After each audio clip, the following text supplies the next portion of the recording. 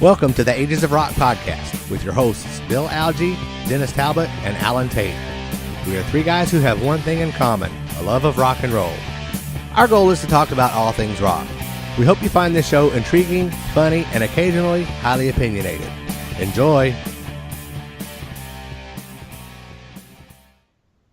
Welcome to the Ages of Rock podcast. This is episode number 52. This week we're going to talk about our favorite Unplugged songs. The coffee house show. It's the coffee house show. Coffee. Raise your mugs, fellas. I had to change my mug in for water because it's an hour later here, and one more cup of coffee would be buzzing. Bill's going to have to go wee a lot. I'm just fresh out of the bed, so. All right. Well, before we get to talking about the Unplugged songs, Bill's got a little Black Friday vinyl finds, and Dennis is going to talk about some guitar stuff or something. I don't know. I'm still asleep. So one of you fellas start talking. All right. I'll start because I want to.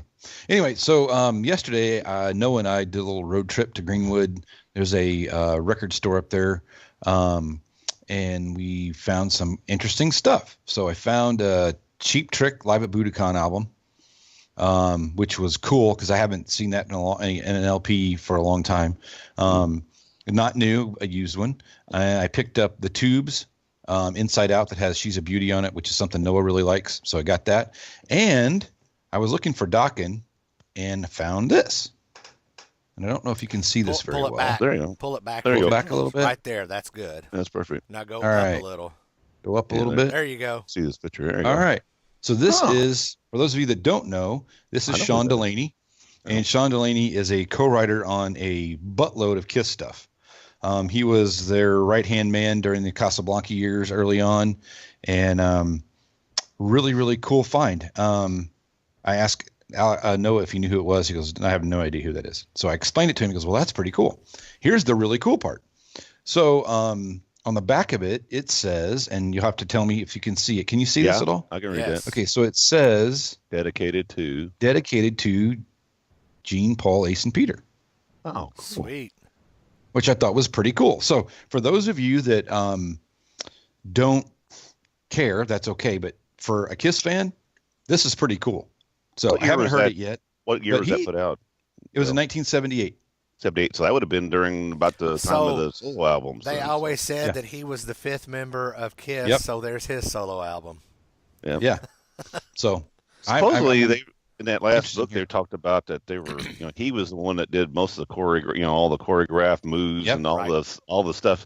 Sean had a lot more to do with Kiss than was led to believe in the very beginning. This, now it's coming out that he was a very intricate part of that band. I mean, as far as the look and the show that they did, Yeah. Plus so anyway, it was pretty cool. It was a great find, and I can't wait. I didn't get to listen to it yesterday because we had stuff going on, and the stereo is in the Lindell living room, so I didn't really get to crash that. So I will crash that today. Family, we're going to have Sean Delaney hour. Yeah.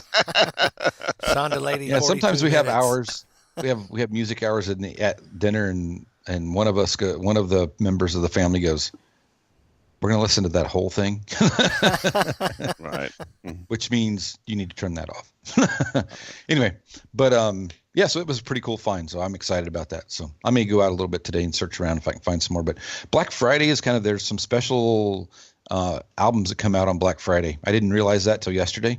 So that's where I found this was up there. It's not new, but they had a couple of new things. They had a little Alice Cooper that was a 45.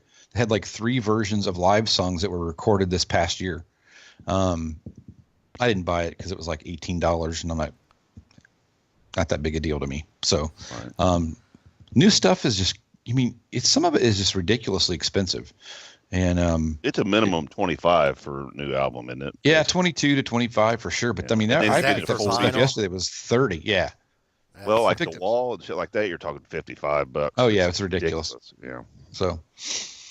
Anyway, they had a Foreigner 4 album that was red. It was $29 for an album, and I'm like, I have that. I really don't have desire to, but it was cool. Anyway, so that was my vinyl find for the week. Cool. Well, before There Dennis, is actually before Dennis gets started on his thing, I'm just going to throw my little bit of nonsense for the week. Is thanks to Dennis, I am now a full-blown Spotify user. He's a paying user. Well, not only that, but they're offering 99 cents for the first 3 months, and then after that, it's $4.99 for a student, and I am enrolled in a master's degree program. There you go. There you go. So at least for the next year, I get it for $5 a month. I didn't realize you could get a master's degree in that. What, in bullshit? Just gonna let it go. I don't even know what I said. So. Yeah. No, you just said you had a master's degree. I just commented that I didn't know you could get a master's degree in that. People can fill in their blank. All right. I mean, we use that as a rolling joke about Spotify, but it's one of the better. It's the best service that I've found so far for music. And so really interesting. I watched the latest issue of our latest show of the recording. Dang. The PBS special on what is it called? Soundbreaking.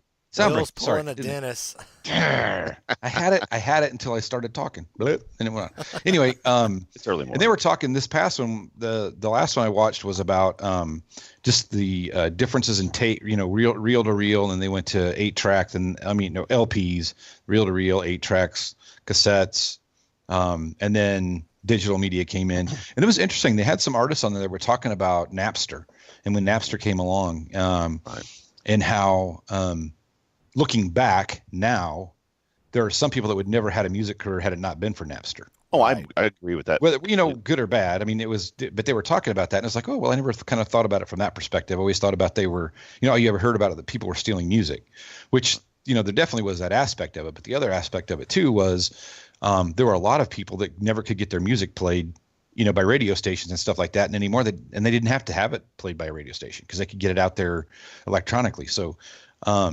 Really kind of cool stuff. I mean, it was a really interesting episode. And they talked about the resurgence of vinyl at the end and how it's coming back, and people are tired of some of the flatness of the music, and they're tired of the fact that you don't have the artwork and you don't have that thing in your hand.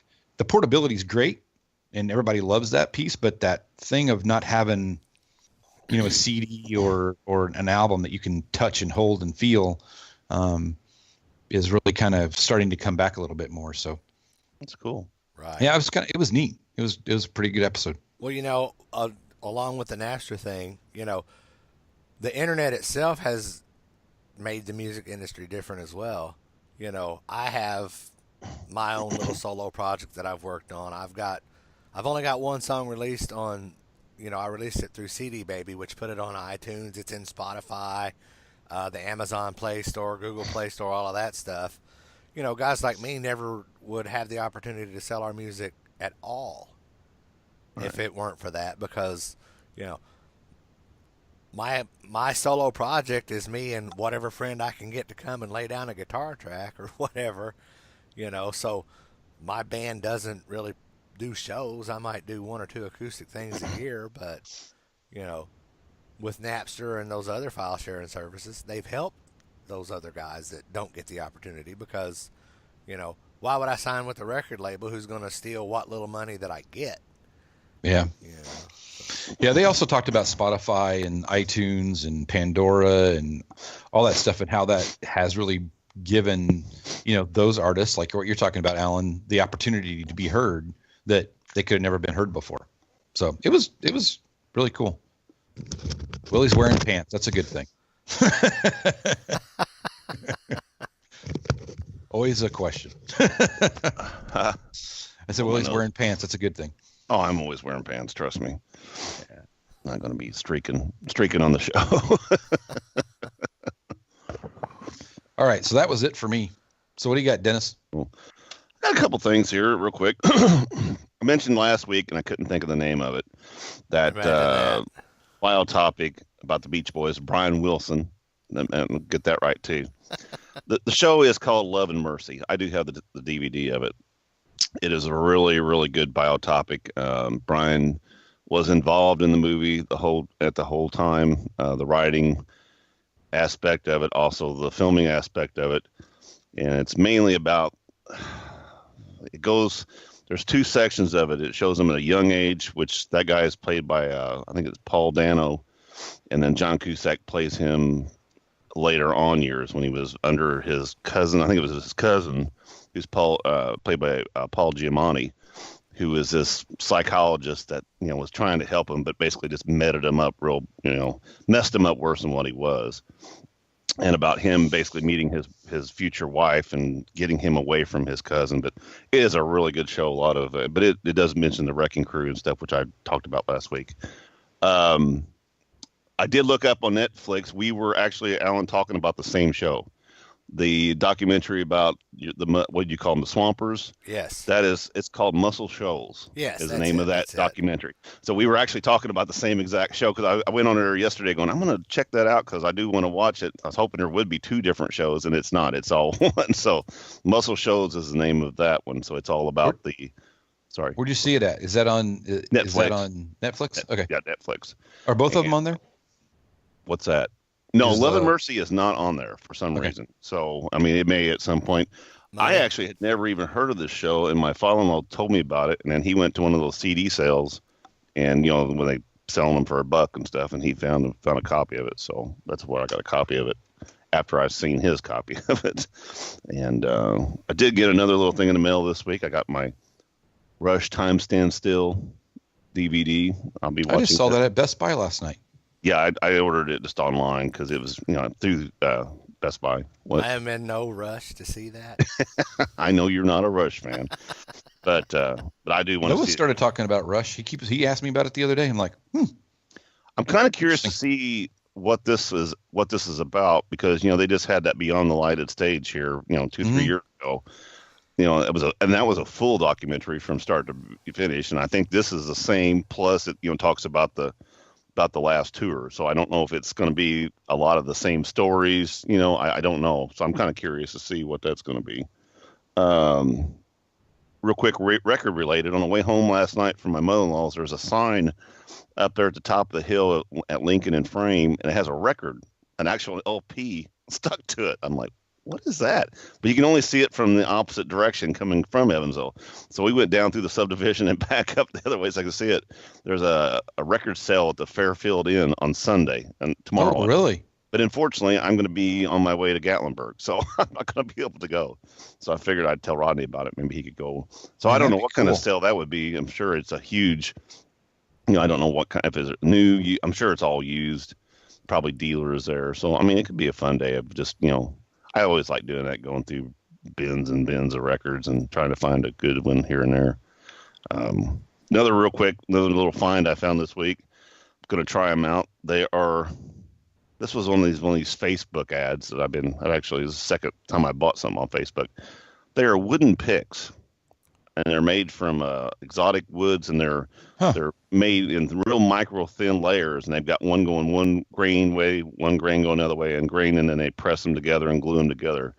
So I have not tried them yet. I just got them in the mail yesterday, so they said they'll give you a little bit of a warm sound, so I'm curious. I need to get my acoustic restrung and get it set up again, so I'm going to use these, but I thought they'd be kind of neat. Well, save one of those for me. I want to put it in my pick collection. Sure, no problem.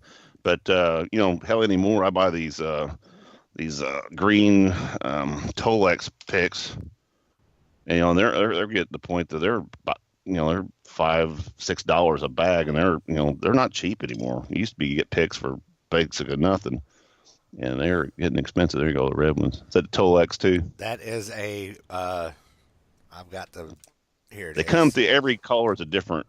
These are the Snarling Dog Brain picks. Oh, okay. Yeah, I'm sure those they're not cheap either. They got the little grip on them. They kind of feel like you're holding on a cat tongue because my fingers get sweaty when I play and picks slip out of my hand left and right. But these are what the orange one is what I play when I'm doing bass, and they're 1.14 millimeter picks. Okay, well, see, these are 0.9s and 1.4. They get 3 of each. And it's kind of a sampler pack that they had. So these were shipping, I think it was $12 for 6, about $2 a pick. So I'm going to try them out. It'd be something you wouldn't shipping use. Shipping was $12? No, the whole thing with shipping is $12. Okay, I thought you said the shipping was $12. I was like, Dude. A little bit more than plastic, but I don't think that's because they came from an exotic location. Yeah, probably Kentucky. Illinois, China. China. And real quick, we're gonna do another little segment of this. This is the only other guitar that I have that's not a signature series from an artist inspired by.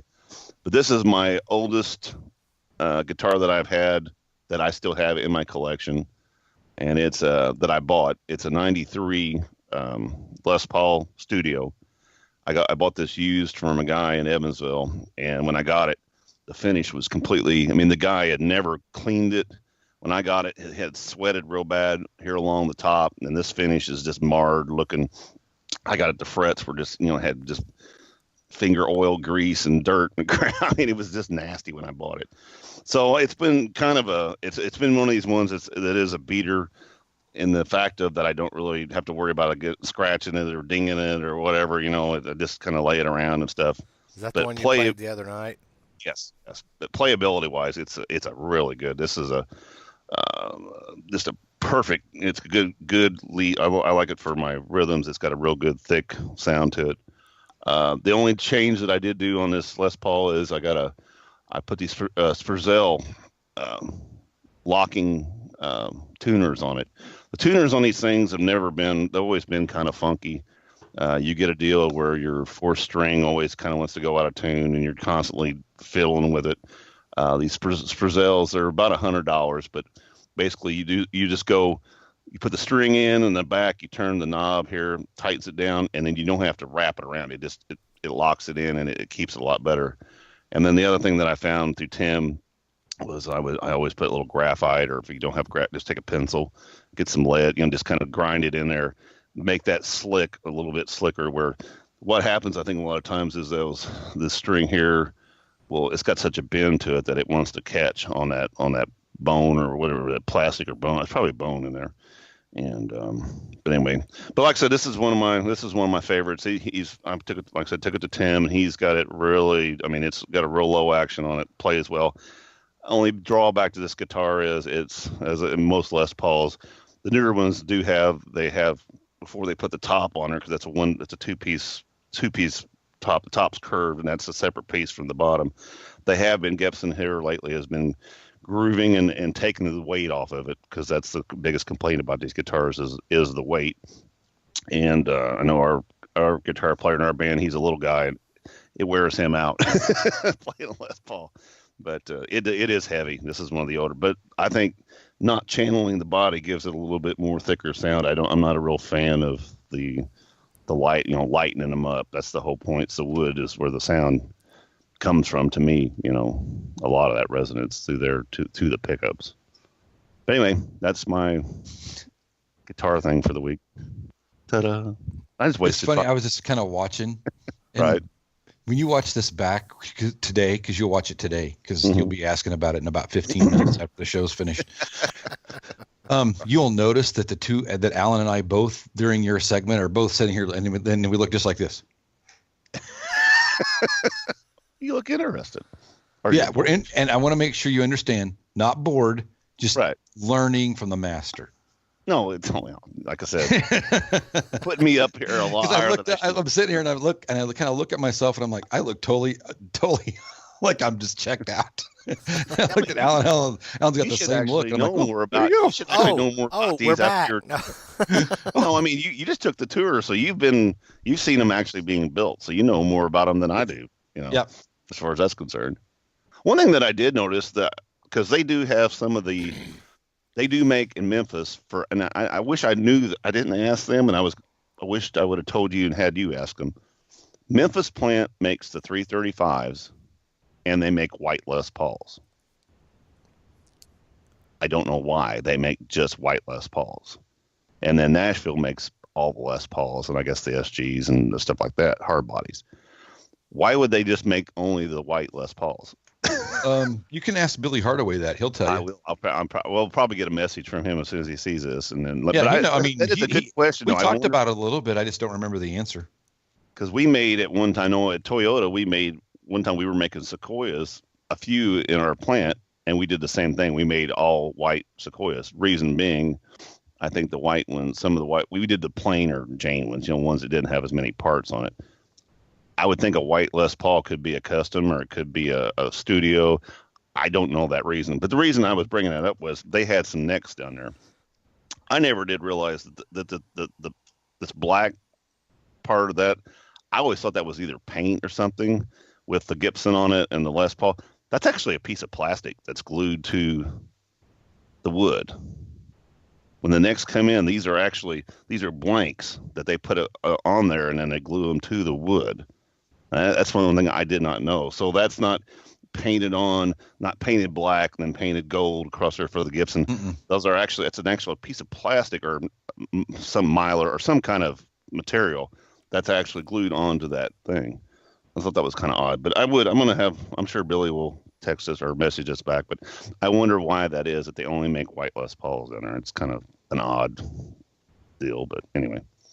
So that's basically all I got for the week, but I thought that was kind of interesting. I'll try those picks. I'll save you one, Alan. You want a 1 point? You want the extra one? It's just going in a collection. It'll never get played. So whichever one you're comfortable giving up works for me. Do it. So now I guess we're going to talk about our favorite Unplugged songs. And since there's three of us, we probably took three different approaches to this, like we always do. That covers the base, though. So, Dennis, I hope you're ready because I'm going to have you go first. Okay, I'm not going to go in any particular order or any kind of my favorite. I mean, these are all favorites of mine. I do like, I went more of the acoustic versions from the same artist that actually did them. And one of my favorites, of course, I'm a big Foo Fighter fan. Imagine that. Told you. That didn't take long, did it? Boom, right out of the box. No, there was a version actually, and this version was hard to get for a long time. He actually did it first, I believe, on Howard Stern, but he did a version of Everlong, and then it finally came out on. What's that? Not the one you Nothing. picked? Go ahead. That's the one that I picked. Okay. Well, but they now hold on a minute. That's the one that I picked that you would pick. Okay. I didn't know you were running bets on me. So who won? Yeah. You were late getting to the show, buddy. There so we've like already $100 now or something. No, there you go. We didn't pick. Well, I already told you a couple of them. I think this is one that I mentioned, but anyway, no, they but it did come out on it was a greatest hits, I believe, or best of that they made out that he actually because there were so many people wanting. The only way to get it was to get actually the YouTube or you had to steal it from Howard Stern show. So, but I think it's actually, I like the original song, but I do like the acoustic version better. I just think it's a great acoustic tune. So that's one of my picks. Bill? Well, I will stick with the Foo Fighters. All right. I picked Best of You. That's another good one. Yeah. Which I thought was really good. I think the video I saw was just a picture of Dave standing in front of a black background. I mean, it was during a concert, obviously, and just really, really good stuff. They used to do that when they had an actual acoustic set in between their rock sets. They would all come out there on a small round stage that came down on the ceiling. And that song, and he always told the story, that song was written for his sister. She was going through a really tough time, I guess a divorce or a really bad relationship, and he wrote that song. And there's a lot of feeling and a lot of heart in that song. When he starts singing there toward the end, I mean, you can tell he's just not singing it. I mean, he's really singing it, But, yeah, good song. Cool. Well, my first pick is one of the very first Unplugged MTV performances. It's a little early today. Fervor. We're not used to being up drinking coffee while we're recording. So Anyway, one of the first MTV Unplugged performances I saw was the Eric Clapton performance. Right. And Layla is my all-time favorite song ever. It has been since I was a wee lad. Right. Now, the first time I saw this and I saw him perform Layla, I was angry. I was like, how could you ruin such a masterpiece? But as I've gotten older, and especially since I started learning to play guitar and started playing acoustic guitar, I kind of grew to appreciate how he changed that song and made it basically another great, unique performance of Layla. Yeah. So that was my Yeah, first. totally agree. That was my first acoustic pick. What you got Yeah, next? that's a great song. Yeah, I mean, yeah. It is a good song. There's a bunch of stuff on that. I mean, we talked about it before. That whole thing. There's a lot of good stuff on that album. Oh, So, yeah. That's why some of my stuff I picked, I didn't even pick just songs. It was, and I'll bring one up here now. Stone Temple. They've got quite a few acoustics out. I really not going to pick one. What's that? We saw them in concert years ago there at Robert Stadium, and it was during the time that Scott was on a good. He was having a good time at that point. He was that like 2 days after the Kiss reunion show? It was one that Cheap Trick opened up. And, it was Cheap Trick about 97. Yeah, probably. Yeah, that was a couple of days after Kiss came here for the reunion. Okay. I remember that because I didn't get to go. Oh, I see. Yeah, Kelly, I wasn't that big about going myself. Kelly was the one that wanted to go, and we actually went with our neighbors. And I was like, it didn't have to talk me into it very much because I'm a big Cheap Trick fan anyway. So I was like, I'll get Cheap Trick out of it. Yep. But they did it at one point. They had the same kind of situation on stage. They dropped down a smaller stage out of the top that had like a couple chairs and a couch or whatever, and then they all went over there and sit on this little mini stage, and did about I'm gonna guess say about a 5 or 6 song acoustic little set. And then they shot it back up and went back to Rockin' Balls again. But no, they had a good. They were really good at doing their stuff acoustic. What, Rockin' Balls? What's wrong with that? This is funny. 'Tis the season. It's I may have missed the boat on the on STP, but right. In 97 or 96, whenever that was, how many albums did they actually have out? Because they didn't have many. They were up to 3 or 4. 3 or 4, but they were huge albums. I mean, they were like but I didn't think there were that many. I didn't think there were. I thought they were. I'll look it up. Yeah, I didn't realize there were that many. Okay. Well, I think by 97 they may have only had their 3rd album out. Well, see that was it. No, I'm thinking of a different band. Hold on, I'm almost screwed up. Well, and I just added one to my list there. Sorry.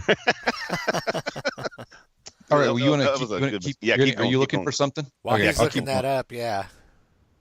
Okay. So another, actually, really an entire acoustic album that I really like. Dokken did an album in 1995. The band got reunited after being apart for, 7 years, 8 years, something like that. Maybe more than that. Yeah, 7 or 8 years, I think it was. And it's called One Night Live. And that is really good. It's got some their vocals are really good. Don sounded really good. I really like the whole thing. It's Not Love for me is the best song on there, and Dream Warriors, both of them. The harmonies are really tight, and playing is really, really good. So, and they did some different stuff. I mean, they played some triangle, and they had some. I mean, it was really kind of neat. It was just totally different. What album was that called? It's called One Night Live. Huh. I'll have to check that out. I've not heard that. I think I have heard. They do. It's Not Love. Do they do that acoustic? They're doing they did a couple of acoustic songs, I think, on that. In the little Japan thing. I think they did a couple songs. Okay. So yeah, I don't remember which ones it was. Okay, cool. Neither one of us can talk this morning. Boy, I tell you. To go back on what we were talking about just a second ago, Stone Temple basically had 3 decent albums, and then these other albums I don't have, or I haven't really even looked at. They're later. They had Core, Purple, and then Tiny Music from the songs from the Vatican store, or whatever it's called. The Vatican and I don't even like. Shop. Yeah, and I don't like much of that one either. So I'd say 2 albums had most of the songs on there that I liked. That I listened to. So they were not, but they were albums that just about every song was a hit of some sort, or played, on the radio. Right. It's my turn. Nope. Nope. No, go ahead. My turn. I lost my place. Well, going along with the MTV Unplugged theme, which you're going to find for all the songs that I picked are from MTV Unplugged. But because I mean, I ate that. That I was, gosh, 22 or 23 maybe when they did all of that stuff. So I ate that stuff up. And that was when Alice in Chains had really blown up big, and Stone Temple Pilots and all of those guys. So Alice in Chains did No Excuses on that Unplugged thing, Right. and that is my favorite performance on their particular episode. But I don't know if you guys are Alice in Chains fans. Actually, not. that like was some the of their- one. yeah, I like some That of was their actually the one I just wrote down that I was thinking about when I was thinking. 'Cause I was thinking of that Jar of Flies. Remember that album that came out? Yes. And that's isn't that all acoustic or is it mostly acoustic? I'm trying to think. The Jar of Flies. Yeah, I think that one is all acoustic. Yeah, and that song, that there is for a band who's a heavy rock band, they can clean up and sound really good. Jerry I mean, Cantrell is a he is the shit. Right. But His guitar playing is good, and then of course Scott, he had a haunting voice, and for acoustic type stuff like that, it sounds. You mean Lane? I'm sorry. Now I'm back to Stone Temple. Yeah, Lane Stanley. I'm sorry, which he's not with us anymore either. Staley. I'm glad you're here to correct me. For the Alice in Chains, I will give an honorable mention to Got Me Wrong because I was torn between which one of those two I liked better. But No Excuses kind of edged that one out. Those are both really great performances because, Lane Staley has that haunting voice. And, most of the songs that Jerry wrote have to do with Lane Staley's demons. So if you ever pay attention to some of those lyrics, it's right. But anyway, let's move on. I'm not a big Alice in Chains fan. I like some of their stuff, but not a big. I've never owned anything of theirs. Yeah, well, I think that I've got a couple of more picks that you're going to say the same thing. That's okay. It's good. I mean, we're all, it's good to learn from each other, and right. That's the point, right? Throw some stuff out there that's kind of obscure and absolutely. Because I always write stuff down every week. I just don't ever do anything with it after I write it down. I was fan forget, and then the next week I go. I knew his first name and sort of his last name. I got the S right. There you go. There you go. All right, Dennis. All right, I'm gonna go with an odd band that I do like. They're an '80s band. They're not a rock band, but they were a big part of the '80s, and that's Men at Work. Now, the only reason I'm saying it, you almost said Men Without Hats. No, is there an acoustic version of Safety Dance? Man, this is early in the morning for me. My coffee is only like that thick so far. No, the reason being not the fact that it worked, but there is a version, and I sent this to you guys earlier in the week or 2 weeks ago, with Colin Hay, the lead singer from Men at Work. He does a version of Overkill, and it's just an awesome song. It's actually probably my second favorite acoustic song ever. I mean, it's one of those songs on the radio when you listen to it at the Men at Work. It's not my favorite in that version of it, but boy, in acoustic, it's a really good song. And I think the one I sent you was from like Bob and Tom or something. He was doing it live up there, but there's about 100 different versions of him doing it on YouTube. And he's a really good artist. But anyway, if you get a chance, go listen to that song. I think you'd like it. That's next. Well, I've heard. So I like Chris Daughtry. I mean, some people like him, some people don't. I think he is a guy that has a ton of talent, and I still cannot figure out how he ended up being fourth or third or whatever on that damn show, because I watched that whole thing. Intentional on his part. Thinking he was going to win, and it might have been. I don't know, but he sure didn't look like he should look pissed off whenever he got voted off. I can tell you that. But on the Daughtry album, which is the first album, he did an acoustic version of "Crashed," which is really good. That's one of my favorite acoustic versions of a song. Just stripped down, and that's the cool thing about acoustic. You don't. There's not overproduction and all that kind of crap, so it's kind of cool. So that's one of my picks. I saw him in concert. Crashed.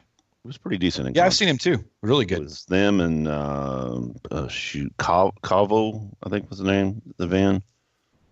And there was some. Were they headlining? Yes, they were headlining. It was like I've not seen him headline. I'd love to see him headline. It was a 3-band situation. It was like 2 mediocre up and coming bands, and then him. And yeah, I saw. It was actually the last show of the tour, and they were trashed. I mean, really, absolutely trashed. They did a good job, but you could tell that they were trashed. I mean, it was, and I've read some stuff about that they were pretty trashed that last show. But yeah, I saw them open for. And I'm going to say this, and I'll just tell you, Stained and Nickelback. I've seen Stained, and I won't do that again. And I kind of liked them. That was the first time I'd heard them, so I kind of liked them. Luckily, I didn't have a weapon. Bill was waiting for one of us to bag on Nickelback.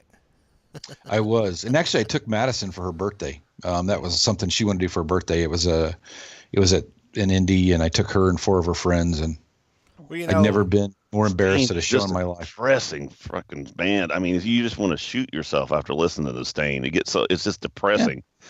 I mean, a half hour. I'd shoot myself on Nickelback just because they sound like shit. Well, the thing about Nickelback actually didn't sound bad. I know, I'm teasing. The thing about Nickelback is, they're kind of in the same boat that Nirvana is.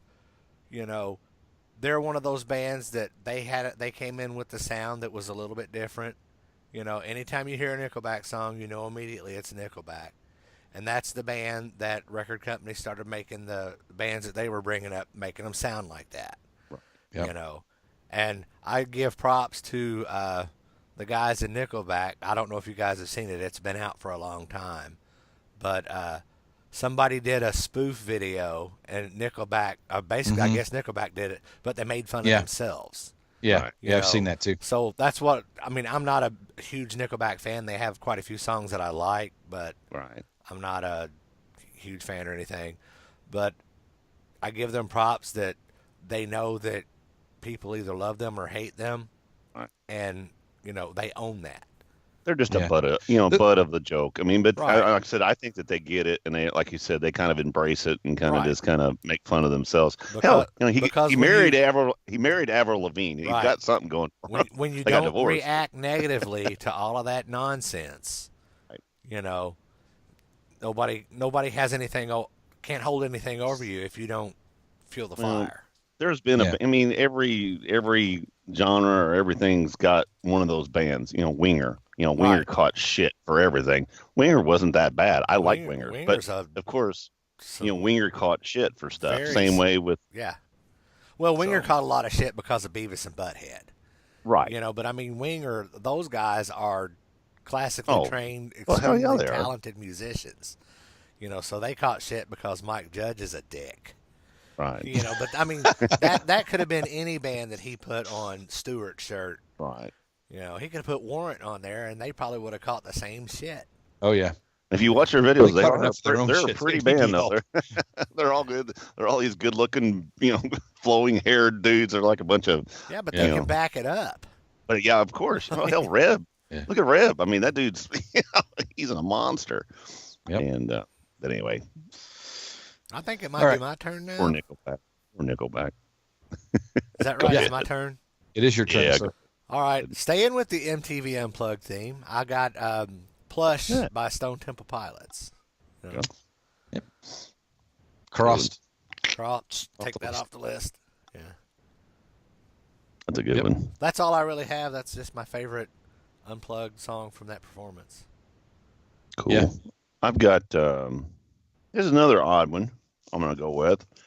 And there was a lot of songs of this artist that I really didn't care of or were actually burnt out on because of the massive airplay that they got back in the 80s.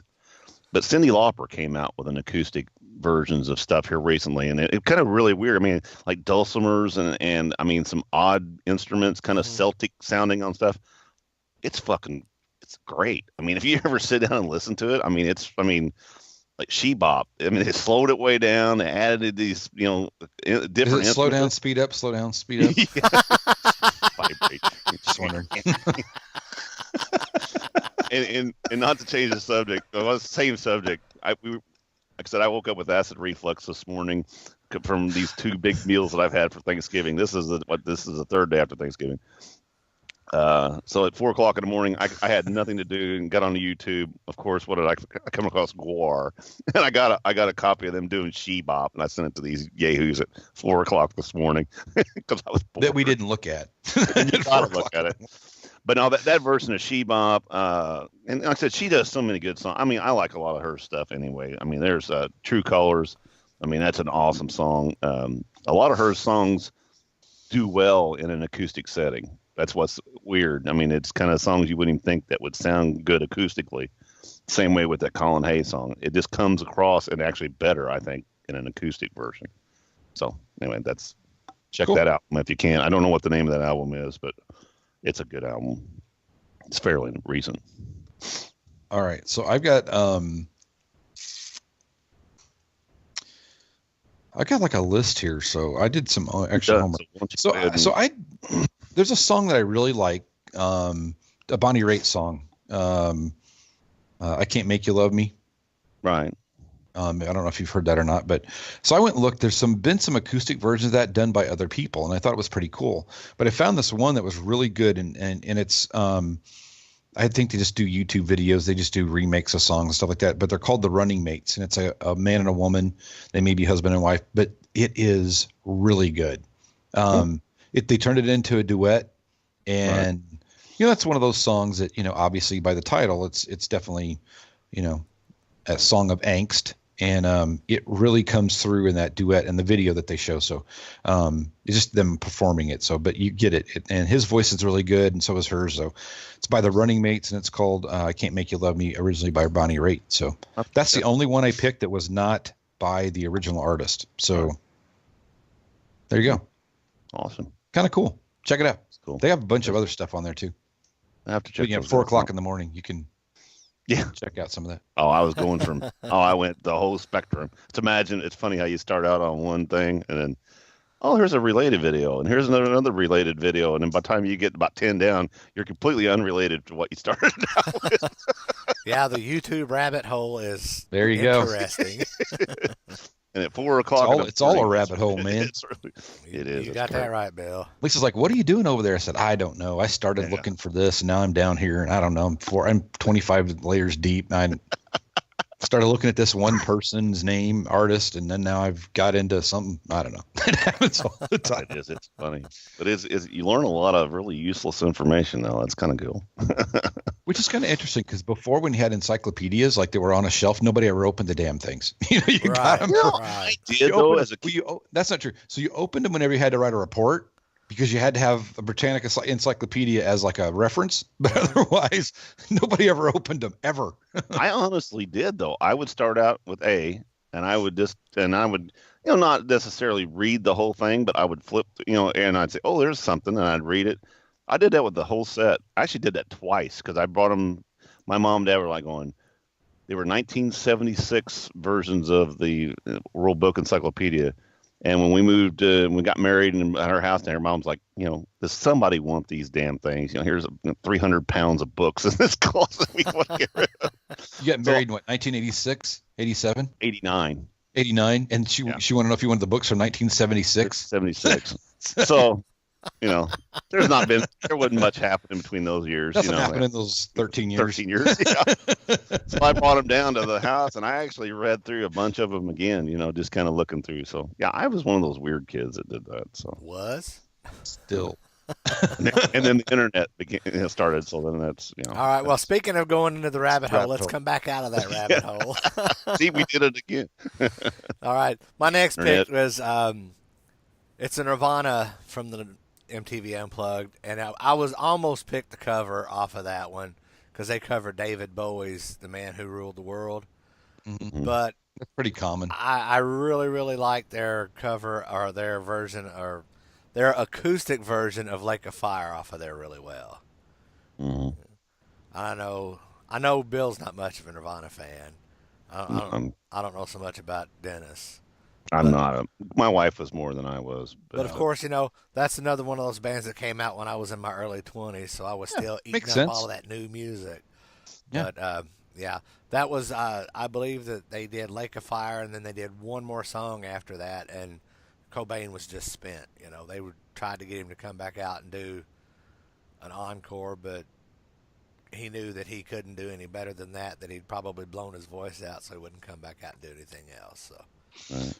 Yeah, on that sound breaking thing, when I was watching it this morning, one of the segments they had was about MTV, and they did a big thing about the MTV Unplugged things, and they were showing some footage from the Nirvana Unplugged episode, and that Kurt Cobain was really getting pissed off before that thing started because they had to be there at a certain time, and it was taking them forever to get started. And they were talking about how, he was about over it. He even made a comment. He goes, "We don't get this thing when they bleeped him started soon. I'm leaving." Right. So, I mean, he was pretty much over it, and that's kind of like, all right, man. But I've just never been a big Nirvana fan. It just sounded to me like it was just actually most of that grunge stuff to me just sounded like just noise. So it's okay. It's cool though. I mean, if you like it, that's that's awesome. the way I felt about nu metal. Sure. Right. Yeah. See, I didn't like the thrash metal stuff. To me, just absolute garbage. I hated it. I never listened to any of it. I mean, Metallica, I could give a crap about Metallica until it got to the Black Album. And I know a lot of people say, well, that's because it's a poppy album. It's not the real album. I've heard 4 or 5 cuts off the new album. It sounds like a lot like the old Metallica stuff. So I ain't buying it. I mean, it's not I just don't like it. Right. I like the melodic metal. I mean, that's what I like. Fair baseball, my friend. Yeah. So it's okay. Nope. Another reason Cobain probably his heroin buzz was probably wearing off at the time. Well, it probably was. That's exactly. And he looked like he was trash. So I'm pretty sure it probably was. He stayed pretty well trash. He talked about all that stomach issues and shit he had there for years, and it wasn't that. It was just the fact that he was, an 8-ball every 3 minutes didn't help. Yeah, no shit. Anyway, you're up next. Is it my turn? Or? Well, turn. I honestly don't have any more. I was going to mention something because we're talking about the Unplugged show, but I know one of you guys are going to talk about it, so I'm going to just let you guys talk about it. It's going to be me. Yeah, I know. So I know you mentioned it, so I'm not going to mention anything about it. I'm going to take a hard pass on it then. But okay. I got some more stuff because go ahead because I really go ahead. So you want me to run down a few lists and we'll finish with yours, Alan? Yeah, that'll be fine. Because I think that's the big one. Is that cool? Yeah. That's a big one, I think, for all of it. I mean, it is. The three of us. The rest of the world, I don't give a shit. So it is for us. All right. So there is a video of Slash and Miles Kennedy doing an acoustic version of "Sweet Child of Mine." It's really good. Right. It's not. It's a little bit different than Axl, but I thought that was pretty good. I've seen that.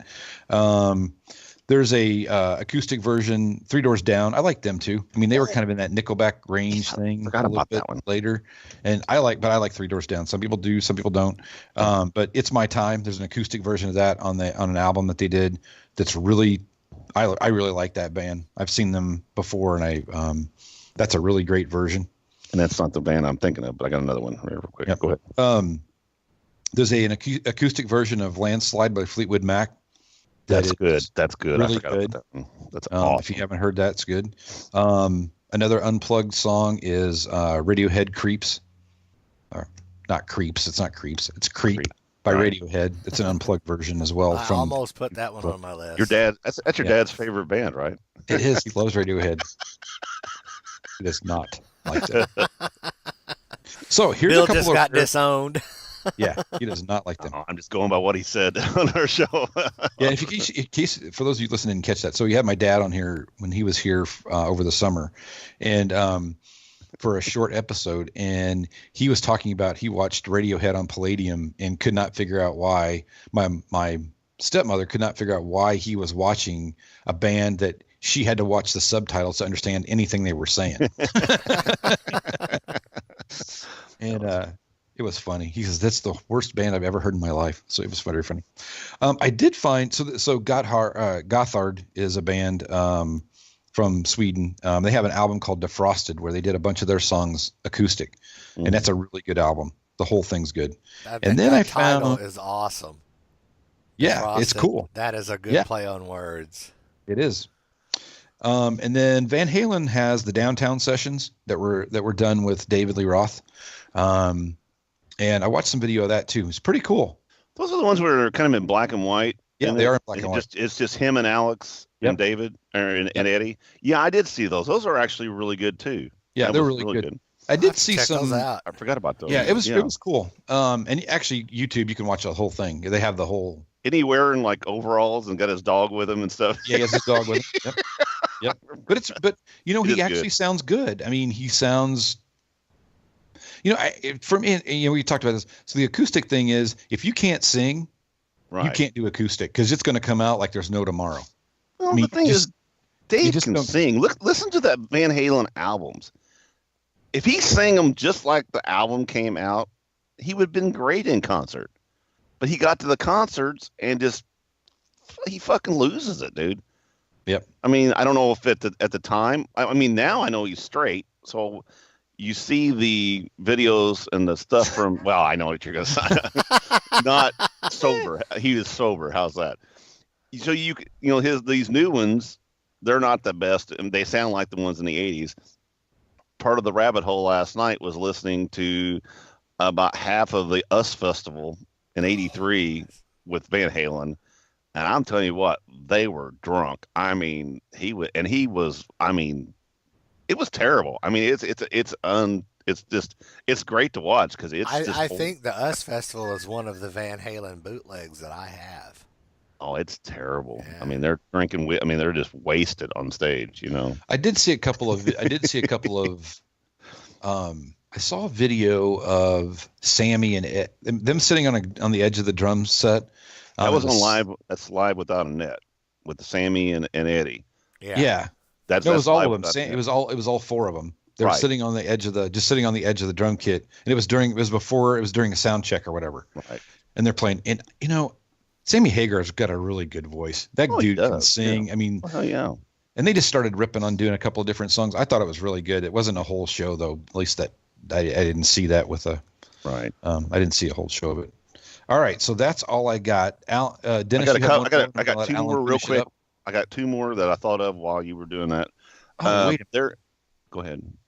We didn't mention Bon Jovi. Yeah, that's just a gimmick. But really, the first. Do you remember? He is the king of the acoustics. I mean, that was. Bon Jovi and Richie Sambora on the MTV Awards. That was. MTV told them that was going to be the worst mistake they ever made, and MTV cashed. Biggest thing they could have ever done. Yeah, that was. What Living on a Prayer, wasn't it? They did. Wanted Dead or Alive. Or Wanted Dead or Alive. Right. Two of them that I thought of real quick. There is, and this is Kelly was mentioning this the other day. There is a video of Matchbox 20, and it's just his name I cannot remember. Was it Rob Thomas? Rob Thomas does a piano version of 3 a.m. by himself. Yeah, I've seen that before. That's a really, really, really good song. I like them too. Yeah, I do too. But that's a really good version of that song. Also, just it's not funny, but it's actually really different. I don't know if you've ever heard of this. Udall Dirkenschneider from Accept did a acoustic version of Balls to the Wall. It's real slow down and haunting kind of sounding.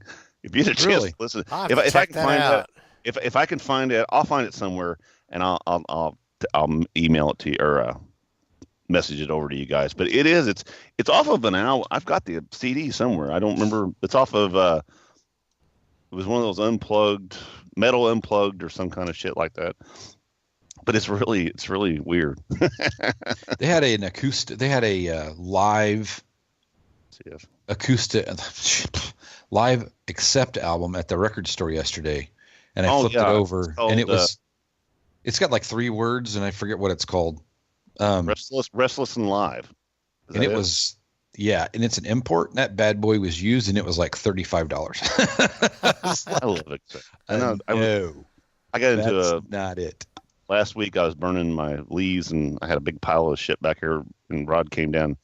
Man, I was on an Accept day. I was just out there listening. I had my Spotify, and I was listening to every Accept album there was. Accept, burning things, rocking balls. I mean, we were out there. I was like, we were both just sitting there, just headbanging, watching the fire. It was fun. I get into those guys. Anyway, go ahead.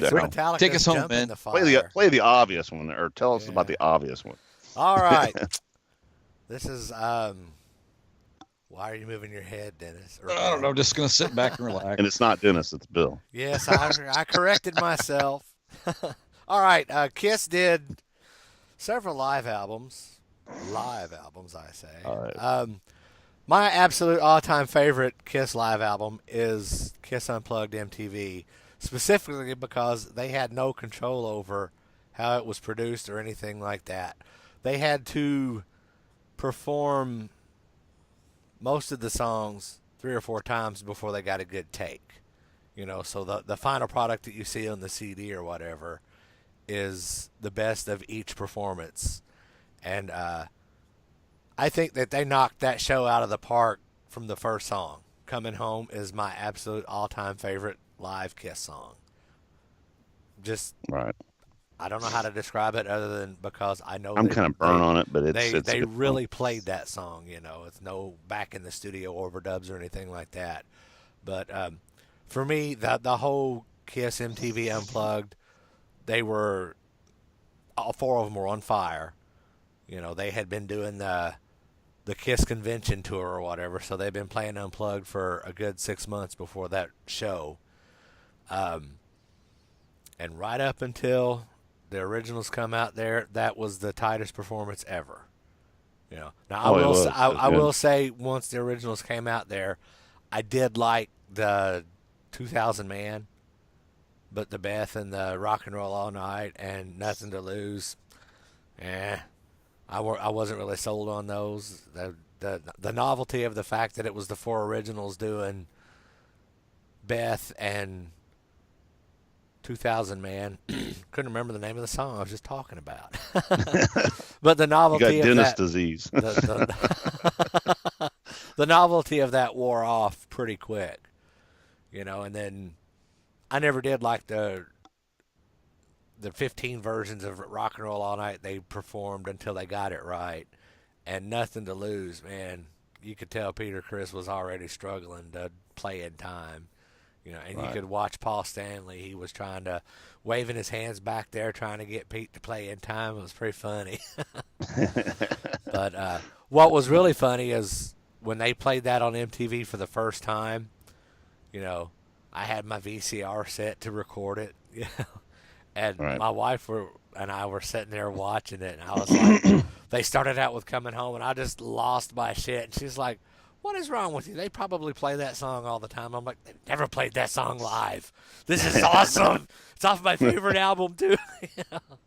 So, I think the fact that my wife isn't really a big Kiss fan, that whole Unplugged thing was lost on her because they're playing Going Blind and See You Tonight and World Without Heroes. They played a bunch of stuff they've never played before. Well, and I think that's something that has to do with the both of us. And Bill, I don't know. Lisa's not a huge Kiss fan. I mean, she can take it or leave it. She goes if I make her. Exactly. See, and my wife's the same way. I mean, if she has a choice. Yeah.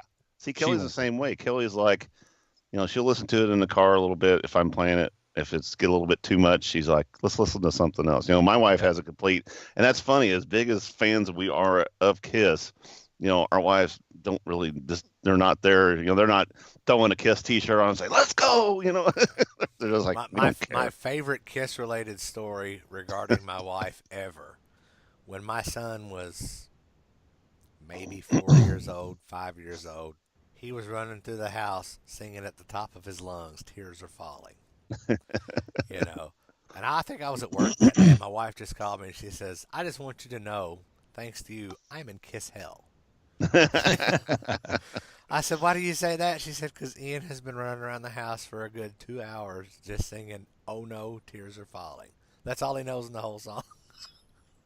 So that's I think that highlight of my child rearing years is my son driving my wife crazy with a Kiss song. Yeah, I have to ask her, but I think she has seen them maybe a half a dozen times. Laura has seen them once. Maybe. Kelly's seen them twice, I think. She might have seen them. Maybe 4. It's 4 or 6. It's something like that because. No, Kelly. I know the last time she saw him was at the state fair, when they were at the state fair, because we had really good seats for that, and we all went. We went with another family, and all of us went, and it was definitely a family thing, and we had a blast. It was so much fun. I'm trying to think back, but before that, it might have been the Lost Cities tour. Kelly's first show was the one we went to Louisville seeing, the reunion show. That was her first show. And Lisa didn't go to that. Yeah, she did. No, she didn't go to the show. There we all went shopping. Yeah. I went with. No, you guys stayed at the Executive Inn over there. We had Madison. No, not the reunion. The first reunion tour. I know. The second show of the reunion. Me and you and Kelly and Lisa. Remember, I bought those shoes. We went to the mall, went shopping. Come back. We bought the shirts. Was that the farewell tour? Maybe. That was the farewell tour. No, that was the second show. The show after Tiger Stadium. They played Louisville next at the Freedom Hall. That was in '96, right? Yeah. And it was you and Lisa was there. We were all there. '96 was the reunion tour. Yeah. No, not 90. Yeah, reunion tour. Anyway. I'm telling you. We've gone down another rabbit hole. I got a picture of us all four. It's together. Okay. Anyway, I think she's only seen him 4 to 6 times. So you're right. I mean, it's just something that they've never really got into. I mean, and it's okay. I mean, actually, I'm kind of glad. That way, I kind of got my own thing. She got her own thing. Absolutely. So it didn't bother me at all. All right. Well, I think we should probably wrap this episode up. Yeah, it's gone long. Yes, it has gone long. We're over an hour now. Good.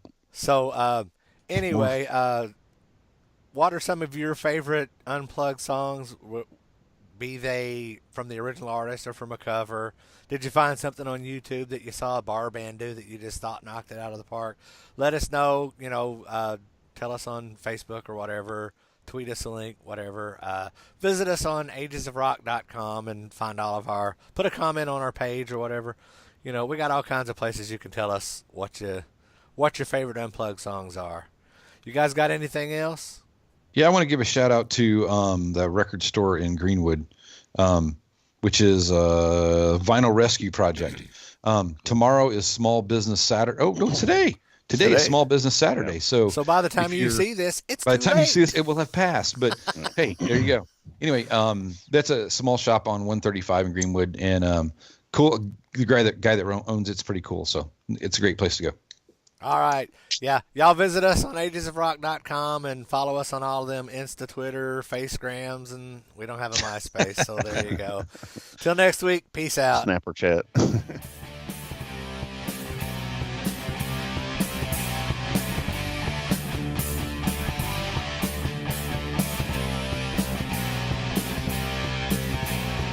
Thanks for listening to the Ages of Rock podcast.